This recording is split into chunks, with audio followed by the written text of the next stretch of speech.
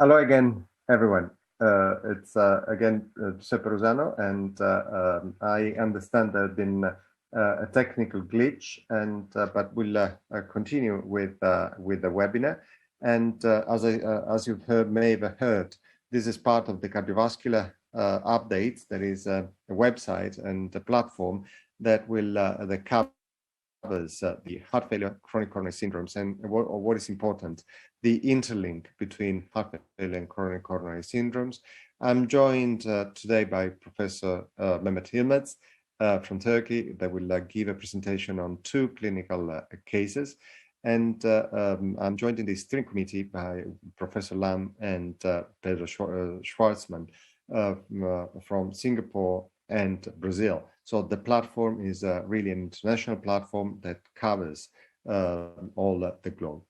The reason for this platform is to give a better understanding of the interplay between ischemic heart disease and heart failure. We know that ischemic heart disease is in many countries is the prevalent form of heart failure, but also we need to understand that the natural history of ischemic heart disease can be very different in different patients. We can have patients that start immediately with an acute coronary syndrome and they need a revascularization.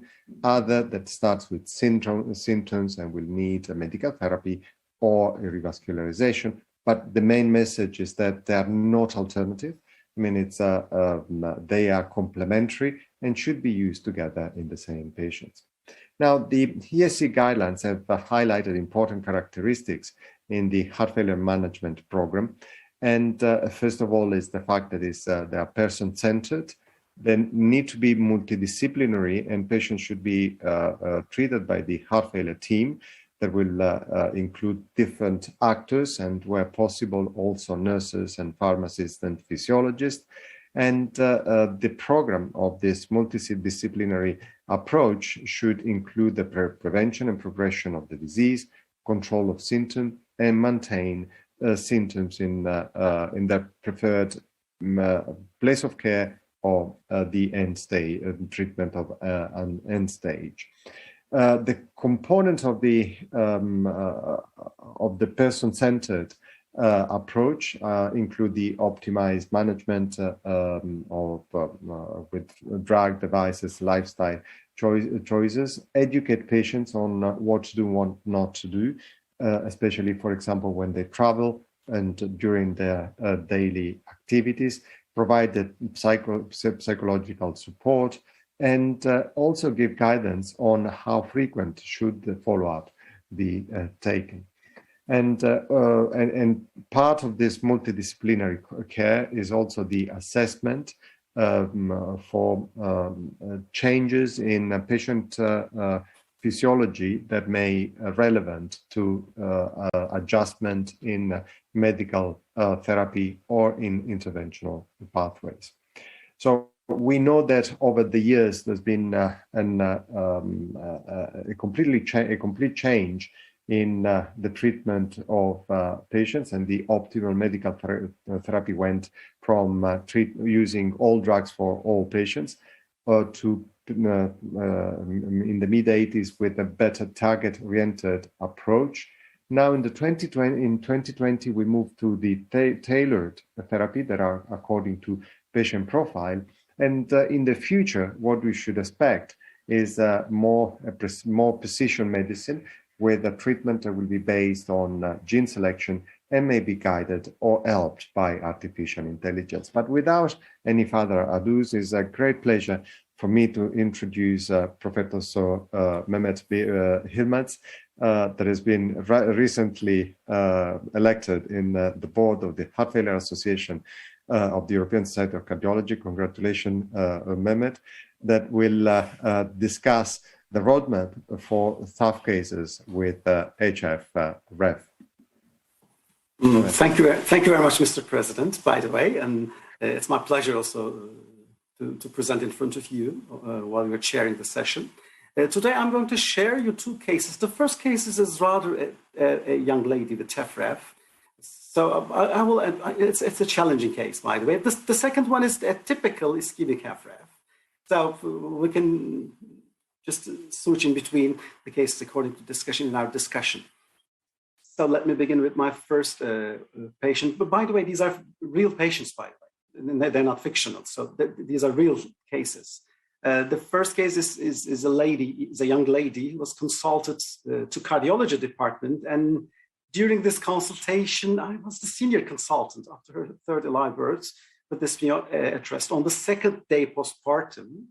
With low blood pressure, 85 to 60, and with a pulse heart rate of 96 beats per minute with bibasilar rels, mild JVD, pansystolic murmur at the apex, with ECG on sinus rhythm, normal QRS width. We made an immediate bedside echocardiogram with very low ejection fraction 20%, LV is dilated with moderate MR, mildly dilated with right heart chambers. We've observed. Our team decided to admit the patient to CCU from the OBGYN department, and we obtained an immediate lab with an NT-proBNP of 2400 picogram per ml with creatinine 0.9, potassium normal, but already treated with furosemide. With a lactate 2 millimole per liter, we'd like to use lactate in the CCU in patients admitted to CCU, and it's borderline. In the past, we used to have the threshold of 5, but now we just lowered down to 2 to define things are going in the bad or correct, right direction. The patient was immediately started bromocriptine 2.5 milligram BID for a week. Just, it's kind of a peripartum cardiomyopathy acute, the second one. And the patient was consulted to me as a senior consultant because, low BP, high heart rate, young lady, almost going into the cardiogenic shock at the border, at least at the border of cardiogenic shock. And the patient was on no medication, on any heart failure, any HFrEF medication. The patient was already on furosemide infusion, and I decided just the things that on the portfolio of the HFrEF medications, it was only ivabradine in my hands. And I said, okay, let's initiate ivabradine 5 milligram BID to at least get rid of some of the excess heart rate, because we know that there is inappropriate tachycardia, but it could be some kind of compensatory tachycardia in this case. And in the meantime, the patient also was admitted for short-term vasopressors, but the patient went okay. And we decided to daily follow up creatinine, potassium, and hemodynamics. Of course, we were already in the CCU. She was noted to have past history of peripartum cardiomyopathy, not treated properly. That's very usual in Turkey. Already, she was warned to avoid pregnancy. She was not on any medication, stopped with the fear of embryopathy, as we already were familiar with the issue. On the third day, the BP was 95 to 70 with a heart rate of 85. I decided to up-titrate the dose 75 milligram BID of ivabradine from 5, and there was no other HFrEF medication. And at that time, I just feel brave enough that because there is no extra sign of hyperperfusion, I started to initiate Biso 2.5 on the morning side and the perindopril 2.5 on the evening side, along with the slow furosemide infusion continuing. And the patient did some kind of go stabilized on the 7th day, and we stopped bromocriptine, didn't continue further. She had an NT-proBNP of 900 picogram per ml on the 7th day, with a creatinine 1 and potassium 3.8 millimole per liter. This is the things 2 days before discharge, and it was on alternate days, furosemide and Spiro 25, Biso 2.5 milligram, morning, perindopril on the evening side with the ivabradine. This is this discharge prescription along with the diagnosis. After 14 days with borderline BP again, Biso in the morning, perindopril on the evening, ivabradine 7.5 milligram BID, Spiro and furosemide on alternate days, no breastfeeding, of course, just we stopped everything. You see, this is a small lady, very small stature, with a height of 1.55 meters and a weight of 72 kilograms. We made an outpatient visit just as the guidelines recommend us, because, it's a risky period, and the post-discharge period is a vulnerable period, so we have to be very cautious and careful about that. You see the blood pressure is as well much better than the previous ones, with a heart rate quite in an acceptable range. Creatinine is okay, potassium is okay. I still keep continuing ivabradine 7.5 milligram per BID, Biso on the morning side, perindopril on the evening side, and I stopped the furosemide into as needed. and the patient now is in need of 1 to 2 tablets per week. And I just switched the Spiro to everyday situation. And this is the 1 month visit, outpatient visit 1 month later. Ejection fraction now 30%, moderately dilated LV chambers, mildly dilated right heart chambers. BP is still in the low range, but mild dizziness. Heart rate is okay. Creatinine is okay. Potassium is okay. NT-proBNP 750 picogram per ml. But I couldn't do any up titration. Just the patient is very at the borderline level. You see the 4 months visit, the NYHA class 2 symptoms now, the mildly dilated LV chambers. Ejection fraction is much better than the before one. The BP is again in the low range, but with occasional dizziness. Heart rate is 68 BPM. NT-proBNP is 650. Creatinine is 1.9, potassium 4.4. Biso 2.5 in the morning, perindopril 2.5 in the evening. Spiro every day 25 milligram per day. Ivabradine 7.5 milligram BID.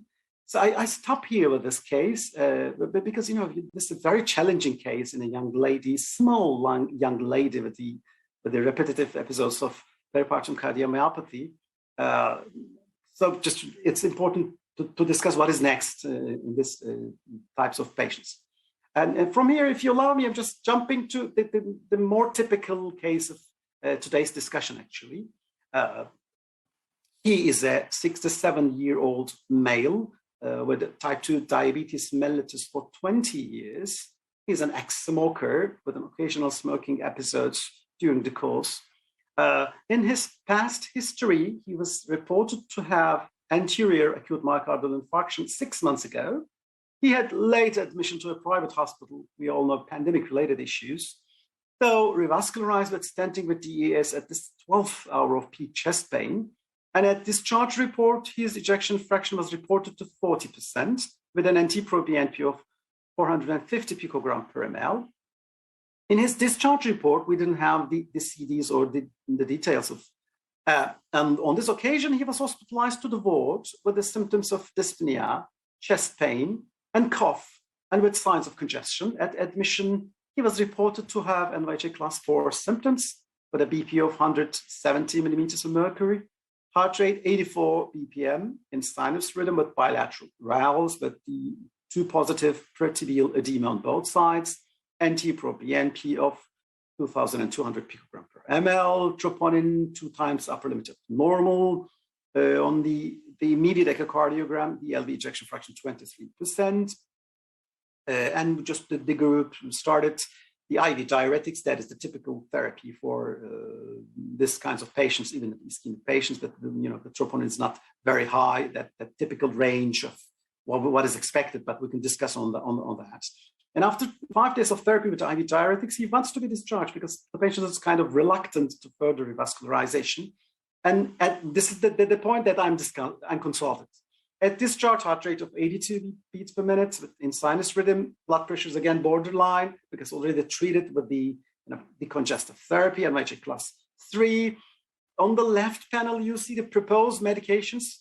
And on the right panel, what I planned to do. The proposed medications, carvedilol in the lowest dose BID, just changed to valsartan, 160 milligrams per day. Aspirin and ticagrelor is continued because we're in the 6th month of post-MI period. The furosemide, 40 milligram per day. The nitrate also prescribed, BID, and the patient was already on metformin therapy as expected. And it's my note here on the right panel on which a cluster with no chest pain, what I've seen the patient. The lowest dose of carvedilol, aspirin, and ticagrelor as just it can go. And I just I said sublingual nitro if needed, Lasix per day before breakfast. This is my typical order, by the way. Just some people like to have the drugs after just after the meals, but the furosemide has to be taken before the meal anyway, always. I switched the valsartan to bedtime, and I added ivabradine again, and in this case 5 milligram BID because the high heart rate in this case. And I arranged an outpatient visit after a week with a check note. I just put myself a check note for whether I should add MRA to this case and whether I should uptitrate the beta blockers. This is the first week After hospital discharge visit for acute decompensated heart failure, the BP is okay, 165 millimeters mercury, heart rate 77. He stated that he lost 1 extra kilogram from his weight on daily furosemide with trivial peritoneal edema. He feels better with NYHA class 2, but he had occasional chest pain on exertion, needed sublingual nitrates with an NT-proBNP of 980 picogram per millit per ml. We've decided to consult endocrinology because the patient is already on metformin, but if I'm not misremembering, the hemoglobin A1C is on the acceptable range. But we consulted because, we've just, since we know that a new group of agents are very effective in these patients, and the endocrinologists are, although some kind of reluctant to do so, we're just pushing them. And in Turkey, the cardiologists are allowed to prescribe, but if the cardiologist prescribed, the SGLT2 inhibitors are not reimbursed. So we have to go with the endocrinologist in these cases. And I made an up-titration plan. So I up-titrate the dose of carvedilol in the morning time. The bedtime is still there. And if they tolerate it with a phone call, because we're just doing it a lot in this pandemic period, decided to up-titrate to the second lower dose.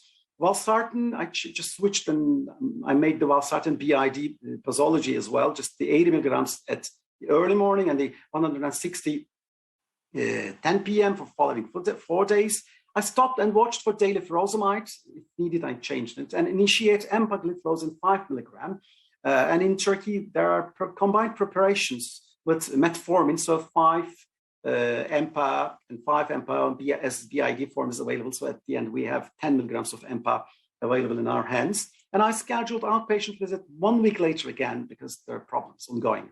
2 weeks after the index hospitalizations, BP is 90/60, heart rate 74. He feels better with furosemide 20 milligrams on alternate days. He had occasional faintness, chest pain on exertion, used sublingual nitrates, but increased faintness, no palpitation. We didn't measure NT-proBNP in this case, in this visit. Ejection fraction is 35. I decided to up-titrate ivabradine because of the heart rate is still above, and the patient is, we know that diffuse coronary artery disease. I decided to increase the ivabradine dose to 70.5 milligram BID. We also did the increased dose of carvedilol, 6.25 BID, and the valsartan 160. And this is my typical order, just when I'm giving 2 agents with the hypotensive capabilities, hypotensive side effects, I always write down the exact timings to be aware at which time the patient is experiencing some problems in the hypertension. And at this occasion, at the second week after discharge, I decided to add trimetazidine 35 milligram BID in replace of sublingual nitrates because I noted that there's increased faintness problem in this patient.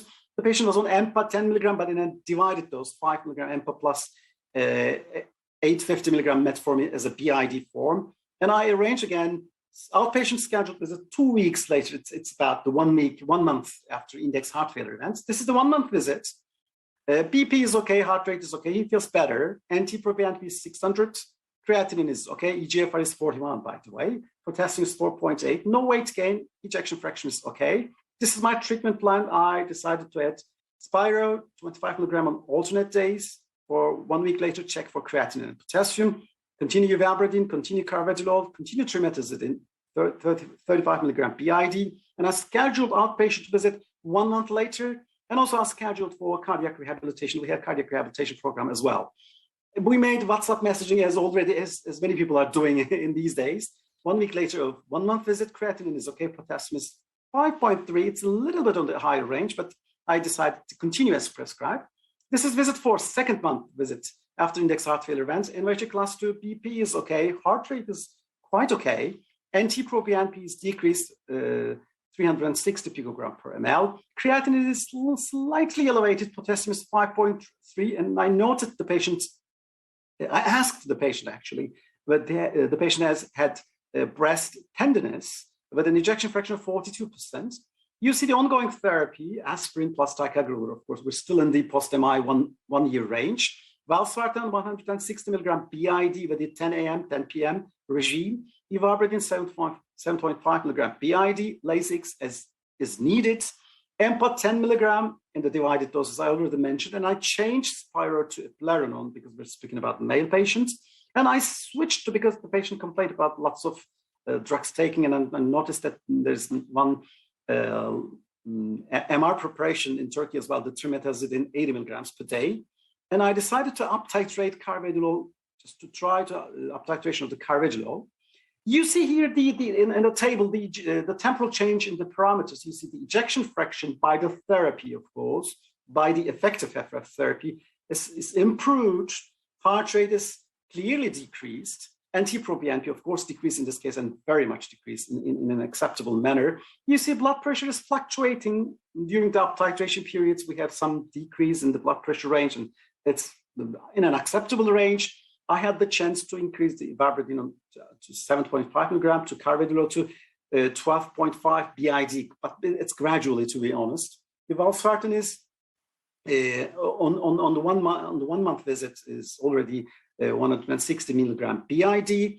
I added MRA on the 25 milligram, and I switched to eplerenone on the 2nd month because problems, and the patient is already on trimetazidine 80 milligrams per day and stopped the nitrates, and the patient is already on the cardiac rehabilitation program, but unfortunately rejected to go for further revascularizations, and the patient has diffuse disease. We all know that the early mortality after acute decompensated heart failure is the highest in the 1st month period, and that's the reason we don't recall these patients to the early visits as much as possible, and we keep eye on our patients with weekly or twice monthly intervals, so that we can check that things are going in the positive or negative direction.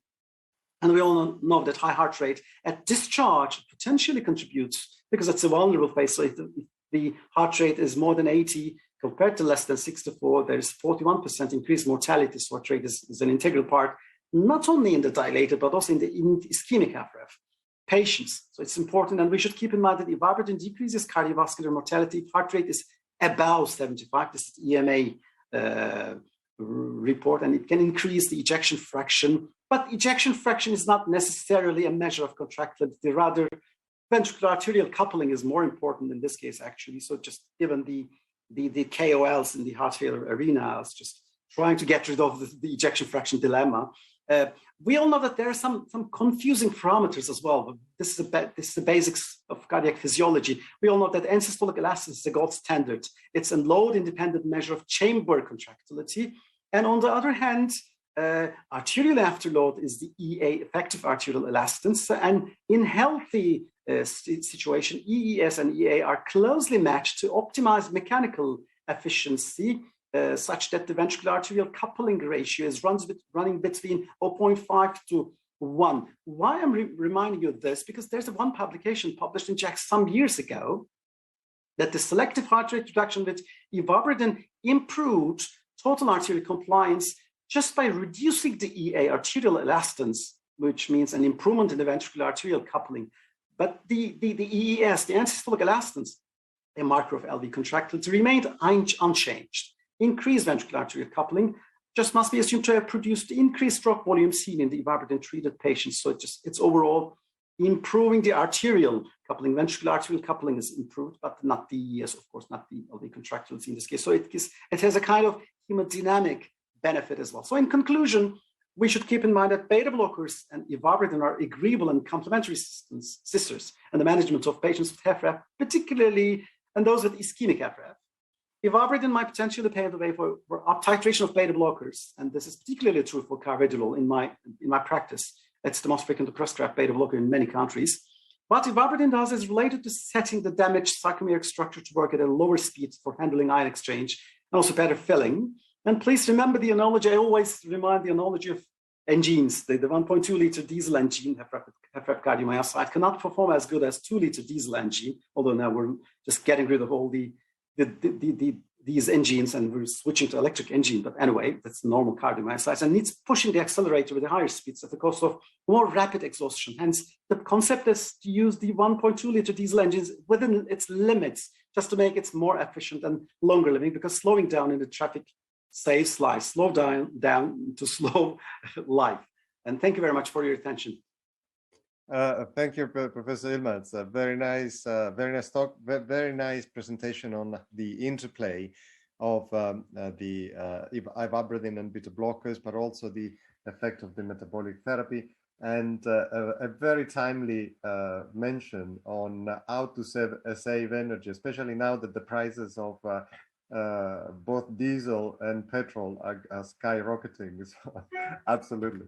No, I just want to remind all the audience that you can place your questions through the chat box, and we will try to answer all of them. But before, let me start you, Professor Mats. I mean, I really think that you very well illustrated the fact that using the combination of a beta blocker and ivabradine facilitates the up titration of medical therapy. A question would be now, if you have a difficult patient, say a patient that is on beta blockers and maybe is on a optimal dose of ACE inhibitors, but has a very low blood pressure. Now, and there's an indication to switch towards Entresto. Now, do you think that maybe using combination of beta blocker plus ivabradine will give that little space that will enable you to switch the enalapril with without being afraid of the hypotension? What is your how do you approach patients like this? And herein, I'd like to remind everyone your excellent paper, because you just, reminded us that the different phenotypes, different therapies is going to exist in the near future, because not all patients are going to get the same therapy, even in the HFrEF, although it's very much evidence-based. So what I'm doing in my practice, we all know that some beta blockers are decreasing blood pressure more than the others. So what I'm doing in my practice, if the patient has a borderline BP, I always have a tendency to switch to selective beta blockers compared to non-selective ones. So this is my first practice. So I try to switch to the selective beta blockers because they are definitely decreasing the blood pressure to much less extent. And if I have the chance to change to ACE inhibitor, whatever it is, to Entresto, now it's the Entresto all over the world. I always check the NYHA class, because if it's NYHA class 4, it's not beneficial because of the life trial, we know that. So, but this patient, for example, is the major proportion is NYHA class 2 to 3 in the daily practice. So what I'm doing is I just, for example, let's assume the patient is on ACE inhibitor and enalapril. We have to do washout 36 hours. I always try to, and if the patient is on a mid-dose of ACE inhibitors, let's assume that the patient is on mid-dose, because in a borderline pressure, it's very hard to achieve the highest doses of ACE inhibitors in these cases. So I always, to be on the cautious side, by the way, I prefer, it's not, it's my way of doing the things. I always begin the Entresto dose with the evening dose. And in some occasions, I always begin with the lowest dose, 24 to 26 BID. But what I'm doing, for example, for 3 days, I initiate the 24, 26 early morning, usually 8 a.m. and 8 p.m. This is my typical posology, typical scheduling. And then on the fourth day, I increase the evening dose. I start to increase the first evening dose. So I switch to 41 to 51 milligram, the mid dose, starting with the evening dose. So I keep the patient on this dose if the patient has a borderline blood pressure. So, just in the evening dose, the patient are usually going to bed or usually sitting, not doing on an extra effort. So the patient is much less feeling hypertensive episodes, at least, because if you go to bed, then you don't really have to have such problems compared to daily active living. So it's an interesting way, because in the prescription, it's written as you begin with the 24, 26, and then if the patient is okay, then on the 14th day, switch to the higher dose, the mid dose. But this is what I'm doing. The 3 days, I see the patient, follow up the blood pressure carefully, and the borderline ones, if the patient has borderline blood pressure. I closely follow the patient. And on the fourth day, I increase the evening dose. So I continue with at least 1 week to see if things are okay or not, because I have to measure the blood pressure early in the morning, 6 to 7 a.m. or 8 a.m., just before giving the early morning dose, the lowest dose. So if things are okay for 7 days, and then I switch this dose again to the higher dose. For example, in some patients, I have to keep doing this practice for a very long period of time. And, if some patients are very sensitive to preload, and this is the reason, for example, in the majority of the cases, I skipped the dose of, for example, morning diuretic. I stopped the thiazides definitely in these cases. And I stopped even the furosemide if the patient is able to tolerate that, because I need to increase the dose early morning, and this will lead to at least 3 to 4 hours hypotensive episode for at least 3 to 4 hours. The patients are experiencing hypotensive episodes. The peak effect is happening on the 2 hours, and then slightly decreasing till the 4 hours. So I just tell the patient, be careful about for this 4 hours till 12 p. till the noon time, for example. So if the patient is able to tolerate, then I continue. So it's kind of a slow motion, tiny tailoring. It requires just careful collaboration with the patient. But if the patient is with high blood pressure or normal blood pressure, already on the high ACE inhibitors or ARBs, I don't care. I can immediately switch the things. But if the patient is NYHA class 2, I usually stop the furosemide and say to the patient, even, this is happening for SGLT2 inhibitors as well, because the new regime, including, because the RNO has natriuretic effect, SGLT2 inhibitors also have natriuretic effects, so the patient is going to need less natriuresis, less diuresis. So I say, if the patient is already NYHA class 2 to 3, I say, please try to be as patient as possible. I know you will have a little bit of dyspneic during this transition period, but at the end, you'll be happy. So if the patient can cope with you, then the patient is going to be happy in 3 to 4 days. At the 7th day, at least, if everything is settled up and the patient becomes happier. Yeah, no, very nice tips. And it is always important and interesting to listen how you really practice that, rather than hearing the theory, and that sometimes doesn't match with the clinical practice.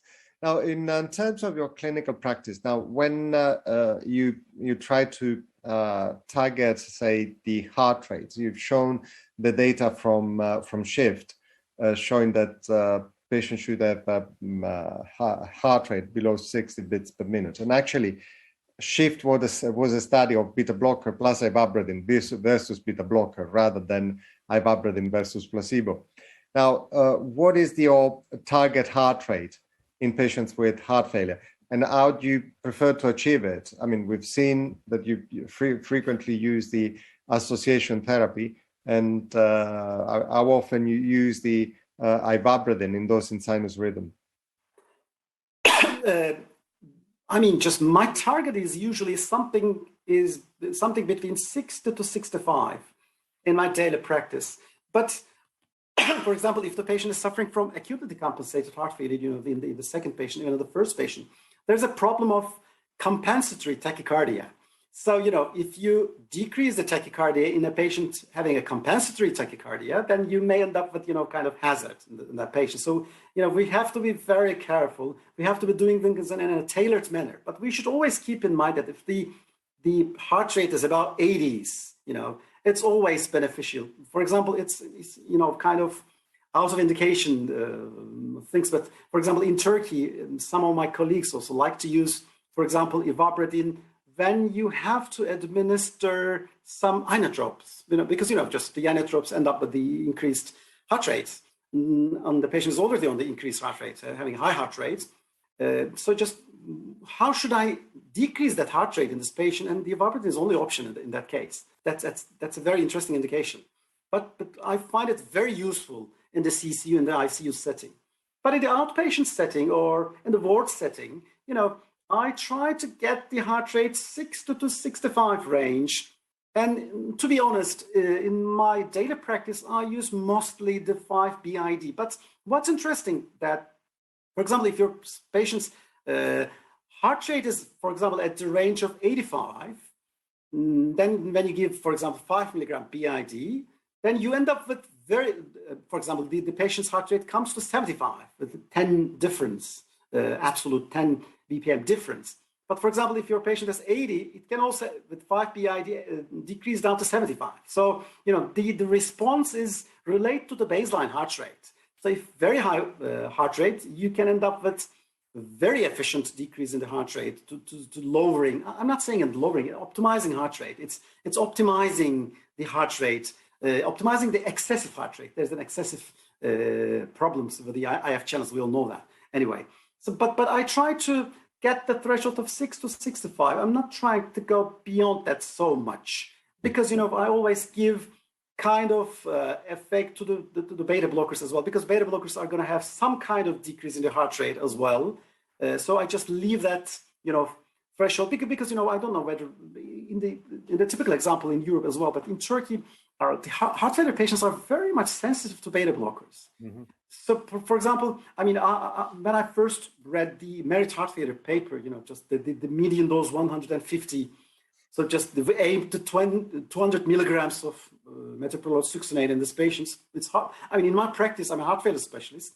I am hardly able to achieve that dose, and the majority of the patients, because my patients are small, tiny, ladies, males.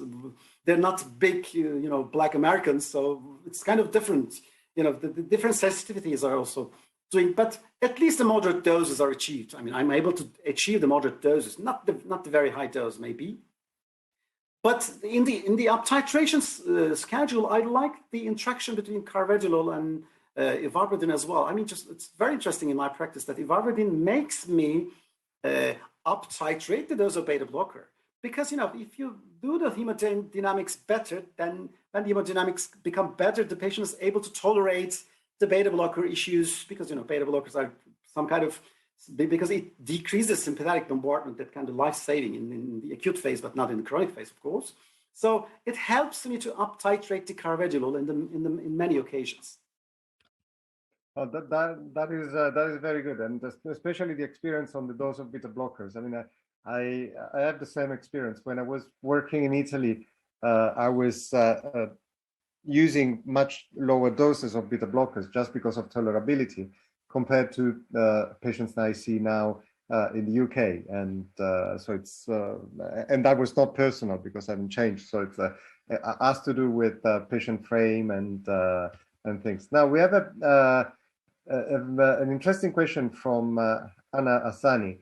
That is asking how much you take into account the patient reported outcomes, and how much of the patient voice is taken into consideration. I think this is a very important issue, especially now, because for many years we've been only considering our choices.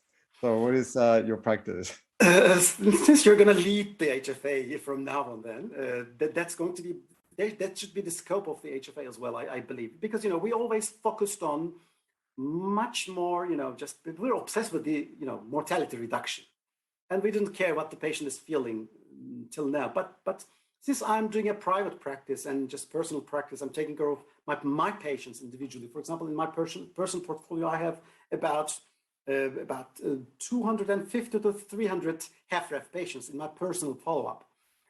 So what I started to notice, because I've been practicing about 15 years from now on the heart failure, I'm taking care of heart failure patients for 15 years. What I've noticed that, for example, if the patients, the functional class is getting more, for example, if the patient is suffering from NYHA class 2 symptoms, these patients are switching between NYHA class 1, sometimes becoming class 3, but they usually move with the class 2 symptoms. And, heart failure is a progressive disease, but in some patients, it's slowly progressive. So the patient is still there. These patients are more kind of considering longevity more. But when the patient is getting worse and they have class 3 or class 4 symptoms or having heart failure hospitalizations, these patients are more favoring, let's call it, their quality of life more than longevity, because instead of living longer with NYHA class ambulatory 4 symptoms or class 3 symptoms, they are ready to improve their quality of life for a little bit shorter of life expectancy. And in my practice, I mean, I was one of the PIs of the Paradigm heart failure trial. And I said this several times. I was the PI of the Paradigm trial, and I was able to, I mean, you know, it's double-blind trial, but I was able to understand which patient is on ARNI and which patient was on ACE inhibitor in the trial. Because, you know, after the run-in period, some of the patients were switched back to enalapril in the Paradigm HF trial. And I've noticed immediately that in my practice, some patients deteriorated because ARNI, I mean, Entresto has striking influence on the symptomatology, definitely. I mean, but please keep in mind that if your patient is on slightly congested NYHA class 2 or class 3 symptoms, not class 4, slightly congested NYHA class 2 and class 3 symptom patients, FRF patients, are benefiting a lot, where their symptomatic improvement is becoming a lot. I mean, they feel very bad, quite better. And in Turkey, you know, I do not know whether reimbursed. I mean, in some countries it's reimbursed. In Turkey, it's not reimbursed. And you know, it's an expensive therapy. And some patients, unfortunately, cannot afford it. So has to stop the medications. That's a very sad story. And the patient gets deteriorated. So it's very interesting to see that symptomatic improvement, the patient-reported side is very much striking with the Entresto. When it comes to SGLT2 inhibitors, in my practice, I mean, they're not that much influential on symptomatology, to be honest. I'm able to differentiate the effect. But since you are able to switch, you know, decrease the dose of diuretic, get rid of the furosemide, you know, it has long-lasting some problems with wasting the potassium, wasting magnesium. These are problematic. The patient gets ached everywhere. But when you switch the SGLT2 inhibitors, if your patient is not kind of, you know, obese lady suffering from lots of genital infections, the other patients are feeling okay, much better with the addition of, I'm speaking about the patient-reported outcome here. Again, symptomatology I'm speaking about. The newer agents, the Entresto and the EMPA and DAPA are much more influential in improving the patient's symptomatic status compared to previous agents. Yes, no, thank you. There is another question that is, I mean, there are two questions. I will go one by one. One is on the best management of patients with heart failure normal ejection fraction. Oh, that's a tough question. By saying heart failure with normal ejection fraction, what I understand that making the analogy of the recent SGLT2 trials, I guess, and even the Paragon subgroup, you know, female with ejection fraction, you know, some range less than 60, but more than 40, let's call them, or more than 50 at least. I guess this is the range that is referred, and I think, I mean, many of the well-experienced echocardiographers are well aware that if your patient is, for example, ejection fraction is 55, 52, it's actually below normal. There is a problem of the longitudinal contraction. Just the patient is that on the edge of, you know, just lowering further. So we definitely intervene, do something at that range. And when it comes to evidence-based medicine, some agents are in front of the other agents, and some of them are behind, you know, when it comes to evidence-based management. So I always keep the evidence-based agents in front of the others, I prefer. So in my practice, if the patient is ischemic with heart failure normal ejection fraction, I always keep the beta blockers, of course. But the SGLT2 inhibitors here, more evidence, definitely. In my practice, I also like, to be honest, I like the MRAs as well in this range, much more than the others, you know, even with the ACE inhibitors. Some female patients, I have some female patients with the high NT-proBNP and the normal ejection fraction, they're benefiting also from ARNI and Entresto as well, but less extent, I mean, less striking. I believe that there are some NP natriuretic peptide related problems in these patients, some of these patients, but with the normal ejection fraction range, beta blockers if there's ischemia, SGLT2 inhibitors, and MRAs are my frontline therapies. This was a very good segue to the next question, and that is the optimal time to start the beta blockers in acute heart failure post MI at pre-discharge. Okay, that's also a tough question. And in some clinics, we have some physicians have a tendency to skip it and to do it after the discharge, during the after discharge follow-up period. But we all know that if you do the things before the discharge, I mean, even if a minute amount of beta blockers is worth everything. I mean, it's very critical. So in my practice, whatever the patient is, just in a very low BP, for example, blood pressure, problematic patients, we're hardly discharging that patients. I always try to keep the lowest dose, the minimal dose, to keep up, to initiate, because when you initiate that, even during the follow-up period, the physicians are becoming, kind of more aware. Oh, okay, this patient has beta blockers, and that needs to be up-titrated. This kind of a warning signal to those who are following, because not in every occasion every physician is following each patient. That's not the case. Different patients are going to different physicians, and it's not universally adapted follow-up abilities and capabilities. So I always try to initiate the lowest dose before discharge. That's my practice. Yeah, good. I mean, I come from the generation that started with ISIS-1 when beta blockers were given acutely. So we tend to give more early on in ischemic patients, and especially when the hemodynamics is a little bit compromised, and it's the association with avabradine to check heart rate is good. Now there are two questions, and we're very limited with time. One you already touched upon. It was the Entresto in acute heart failure. With the data of life AHF that was completely negative. And then the other one is how often in your practice you have issues with low blood pressure in patients with that are switched to sacubitril valsartan. I mean, if you give your experience, then I give you mine, and we go towards the end. Okay, I am a little bit biased, to be honest, because I'm working at a tertiary care center, so we have problematic patients. So I'm not reflecting the overall reality. But if your patient is preload dependent, then you have a chance to have a hypertensive episode. But if your patient is not preload dependent, if the jugular vein is distended, if your inferior vena cava is dilated, you don't need to be afraid of switching from ACE inhibitor to ARNI, because if the preload is okay, then your patient is not going to have low blood pressure. So the problem is high doses of diuretics, inappropriately high doses of diuretics in these patients. If your patient is not on very high doses of diuretics, by saying very high, I mean at least 80 milligrams per day, the likelihood is quite low.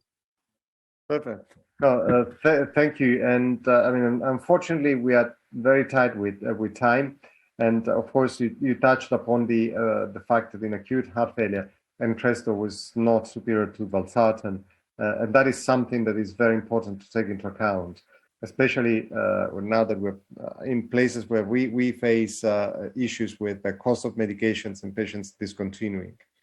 So it's been really great. I mean, we got very good insights, and I think this is the type of talks we want to hear and discussion we want to hear, where we get a real grasp on the clinical management of patients from someone who does it every day and can tell you the different tips and tricks on how to optimize patients. And I mean, I really enjoyed your talks, and it's been a great discussion. So thank you very much. We're moving towards the end. I think this has been a very nice webinar, and we have learned on how we can optimize medical therapy using association therapies, and especially taking into account the control of heart rate and how the integration of ivabradine and beta blockers may favor a better use of beta blockers, higher dose of beta blockers, but also the implementation of other therapies. So I wish to thank Professor Ilmers and you all for this very enlightening webinar. And we will, of course, the angina update and will continue. The cardiovascular updates will continue, and we'll have future educational activities, and also there will be discussion on the portal and an extension of the material that will be available. So keep logging in, and we wish you a very good day or evening wherever you are. Thank you very much, you all.